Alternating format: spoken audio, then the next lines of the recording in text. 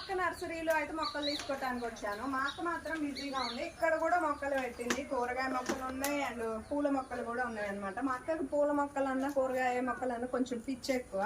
So మీరు చూడవచ్చు ఇక్కడ కదా, అక్కడ నర్సరీ కూడా ఉంది, అది కూడా చూపిస్తాను. అక్క సేల్ కూడా చేసిద్ది అనమాట మొక్కలను అయితే. చూసారు కదా అక్క, ఏం మొక్కలు ఇవి? ఈ బెండగదలు పెట్టాను మొన్న. బెండగదలు పెడితే సామజ్జి పెట్టా అసలు ఇదివరకు వీడియో ఒకసారి, మళ్ళీ మొన్న తవ్వి పెట్టాను నాన్న.